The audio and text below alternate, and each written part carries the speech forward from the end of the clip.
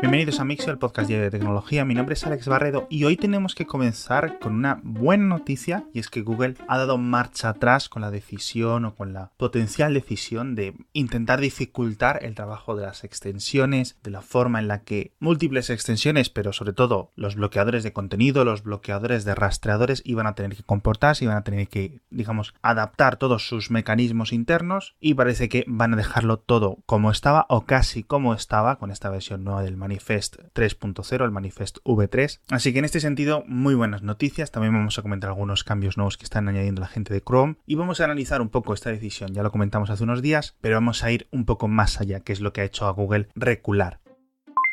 Pero antes, el patrocinador de esta semana vuelven nuestros colegas de boluda.com, que tienen 5.000 millones de cursos online. Eso está muy bien, yo lo pago, son 10 euros al mes y te libras de tener que estar buscando tutoriales en internet, que están en inglés, que si el otro está con acento indio, que si no te enteras de nada, que si los artículos desaparecen, que te dan error 404, nada. Aquí lo tienes todo bien paquetadito, tutoriales avanzados, tutoriales básicos, tutoriales intermedios de casi cualquier cosa que necesites. Por ejemplo, uno de los mejores cursos que tiene para que te crees tu propia tienda online a través de WooCommerce, o para que conviertas tu propio blog en un sitio con contenido privado, contenido para usuarios de pago. Tienen todos los tutoriales, tienen de verdad de todo. Pásate por boluda.com.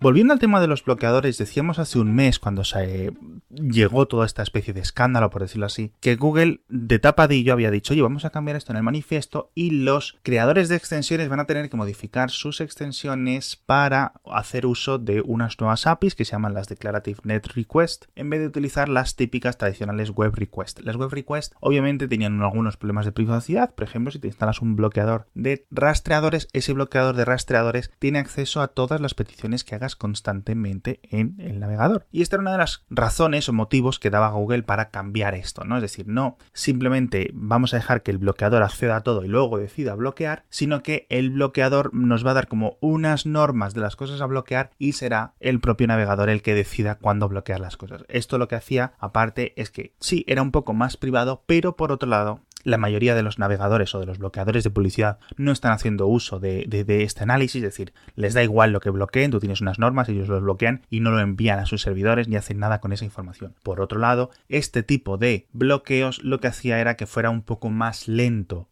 que en la web actual, en la que si tienes que entrar y tienes que bloquear 50 rastreadores, como en la web de cualquier periódico, cualquier medio, cualquier blog, cualquier cosa medianamente popular, tienes docenas y docenas de anuncios que bloquear, de rastreadores que bloquear, y eso iba a crear un poco, pues eso, un efecto, ¿no? Un golpe al rendimiento. Y entonces, pues obviamente muchos lo veían, incluso yo lo veía, como un primer paso a que, oye, mira, los bloqueadores de publicidad los vamos a prohibir de la misma forma que los prohibimos en Chrome de Android o en Chrome para iOS, y el único navegador o el único bloqueador de publicidad, mejor dicho, va a ser el que Chrome incorpore por su cuenta. De nuevo, un potencial primer paso peligroso teniendo en cuenta, obviamente, pues esto, si lo hace Mozilla, no te esperas nada malo de ello, si lo hace Apple con Safari, por ejemplo, pero si lo hace Google, que es la mayor red de publicidad de Internet y tiene el mayor navegador de Internet, pues empiezas un poco no a preocuparte. Siempre le hemos comentado estos problemas muy de cerca. Además que yo creo que se dieron cuenta que esto le podía causar problemas legales, problemas de reguladores, así que han decidido dar marcha atrás. Todo va a seguir como hasta ahora y aquí paz y después gloria.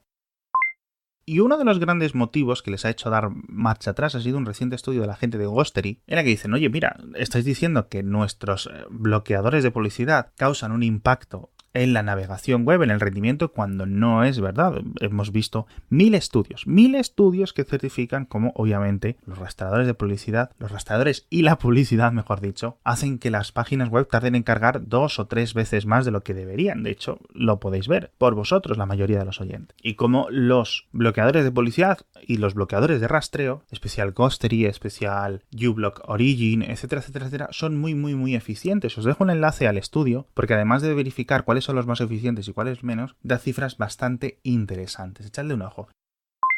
Y otro cambio que ha hecho Google, que este sí es muy bueno, es que va a evitar que las páginas web que visites sepan si estás navegándolo en modo incógnito o en modo normal. Esto no es usado, este tipo de detección, que está basado en que si tienen acceso al File System API, etc., no es muy usado, pero sí es cierto que algunas páginas web lo utilizan como un método extra de rastreo. Entonces lo que va a hacer Chrome ahora es que cuando estés en modo incógnito da acceso a una versión un poco marioneta del file system API que no funciona, que no es operativo, que no hace nada, pero impide a una página web, digamos, intentar traquearte. Es decir, que si ahora tengo una persona que está navegando por mi web, abre una versión en incógnito, voy a intentar averiguar quién es, porque estoy viendo la misma IP, estoy viendo que eres una ventana en modo incógnito, estoy viendo que viene de un navegador idéntico o similar, un montón de motivos. Entonces lo que hace esta gente, por ejemplo, Amazon, por ejemplo, un montón de compañías de tiendas online o de marketing online, e incluso de rastreadores, etcétera, es asignarte las mismas cookies, detectarte que eres tú en modo incógnito y toma, en la primera vez que puedan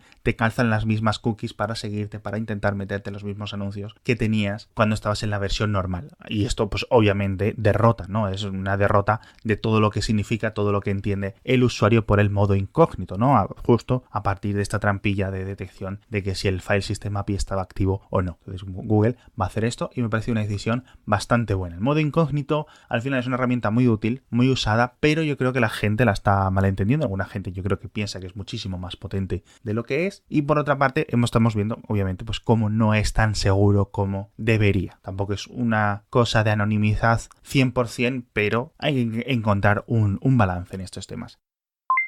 Dejamos atrás los navegadores, que ya hemos hablado muchos hoy de ellos, y os voy a comentar una cosa súper interesante que me he encontrado. Yo lo desconocía completamente, a lo mejor algunos oyentes más avesados ya sabían de ello, y se trata del tema de las drop gangs. Las drop gangs es, digamos, la nueva generación, la nueva versión, los nuevos métodos que han ido adoptando los mercados oscuros que operan en la dark web, ¿no? El mercado negro de venta de productos ilegales, etcétera, etcétera, etcétera. Hace un tiempo, durante unos años, hubo toda una nueva tendencia de crear sitios que solo se podían acceder por Tor, como por ejemplo el Silk Road 2.0, todas estas cosas, y al final, bueno, pues se han ido encontrando diferentes fallos, diferentes técnicas, ¿no? Por la policía, agencias de inteligencia, para encontrar dónde estaban realmente estos servidores, quiénes estaban comprando, etcétera, ¿no? Hay un montón de pequeños fallos técnicos que se van utilizando para poco a poco ir juntando las piezas del puzzle y poder cazar a los responsables, ¿no? Toda la gente de Silk Road está en la cárcel, iba a estar en la cárcel muchísimos años, y bueno, y también obviamente pues los envíos por correo eran un vector de ataque por parte de la policía a la gente que operaba este tipo de servicios. Entonces, ¿cómo han respondido? ¿Cómo se han adaptado estos mercados negros? Pues de una forma muy interesante y muy similar a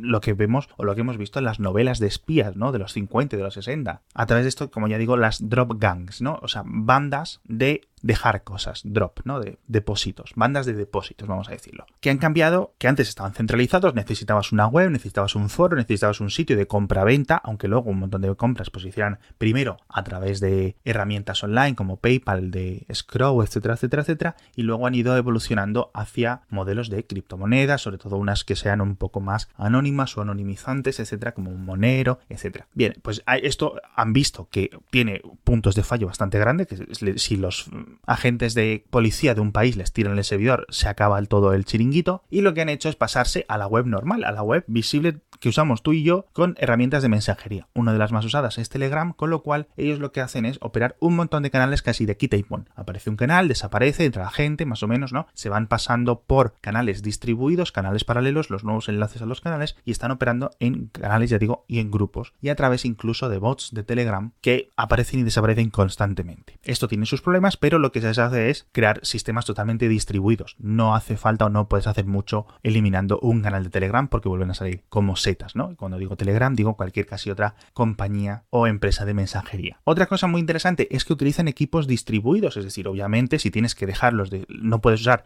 correos o un sistema de mensajería, tienes que hacer un depósito de la mercancía, bien sea, por ejemplo, imagínate, alguien compra una droga, unos gramos de una droga. Bueno, pues tienes que ir y dejárselo en un sitio público, en un sitio en el que se pueda acceder, no hace falta dejarlo típico ahí en mitad de un parque en una papelera, no, un poco algo más seguro, ¿no? Pero entonces ya tienes que tener gente capaz de hacerlo en diferentes ciudades de todo el mundo, ¿no? Depende de dónde operes. Y entonces lo que necesitas es, uno, pasarle la mercancía a la gente que a su vez deja la mercancía al cliente, con lo cual eso lo que crea es una red de depósitos constantes y jerarquizada, sí, pero que está funcionando de forma síncrona. Es decir, el proveedor original, por ejemplo, que tiene 1 kilo de droga, vamos a decir, tiene que hacer depósitos a los repartidores finales. Los repartidores finales también se comunican a través de estos grupos, van y recogen el sitio o recogen el depósito donde le hayan dicho, dicho, reciben su pago posteriormente y luego van y lo dejan en un sitio. Comunican a su vez dónde lo han dejado a su proveedor y el proveedor ya comunica al cliente final dónde puede recogerlo una vez que le haya pagado. Es decir,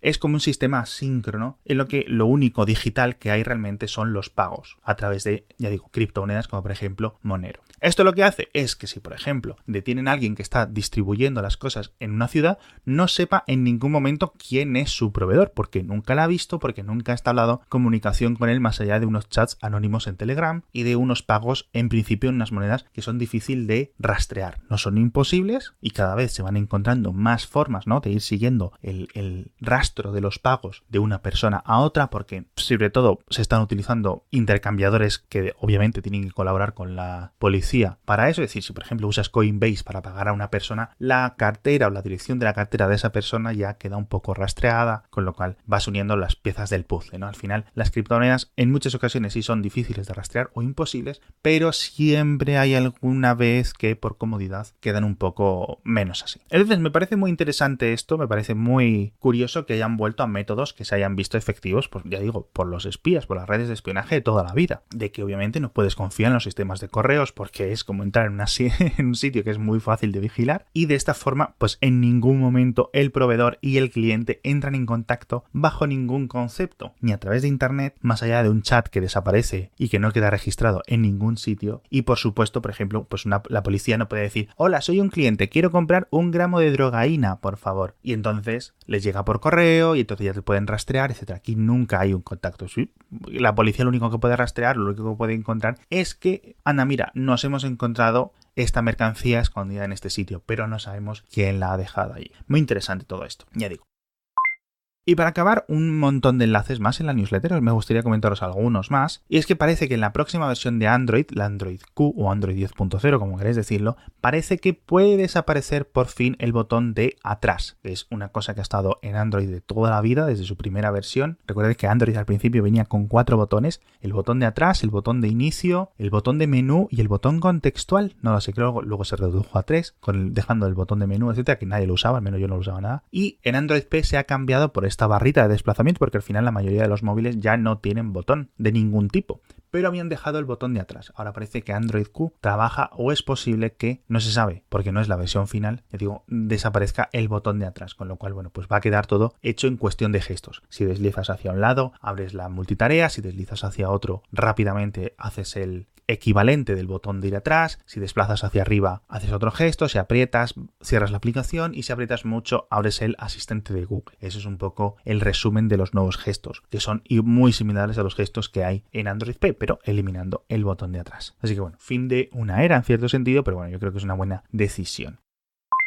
Y por último, una buena decisión de los reguladores, que yo creo que lleva bastantes años preparándose, es que parece que la Unión Europea va a obligar a las plataformas sociales o plataformas digitales en general a desvelar los algoritmos de decisión, sobre todo a nivel comercial. Es decir, por ejemplo, cuando tú buscas en Amazon un producto, Amazon va a tener que desvelar a sus comerciantes, a la gente que venda en Amazon, cuáles son los motivos de que unos resultados aparezcan por encima de otros. Lo mismo para eBay, lo mismo para Google, a nivel de comercio, lo mismo para las páginas web de recomendaciones, cuando buscas restaurantes, a las tiendas de aplicaciones, la App Store, Google Play, etcétera, etcétera, etcétera, para que simplemente cualquier persona, cualquier negocio que esté operando a través de estos portales tenga información y sepa cuáles son realmente las expectativas que puede tener. Y estas normas vienen también recubiertas o acompañadas de un montón de protecciones para las pequeñas empresas, que no puedan ser eliminadas de la noche a la mañana sin un motivo, que los cambios de negociaciones, los cambios de términos de servicio, por ejemplo, de la App Store, de Amazon, etcétera, etcétera, vengan con unos días de antelación, y que no todo sea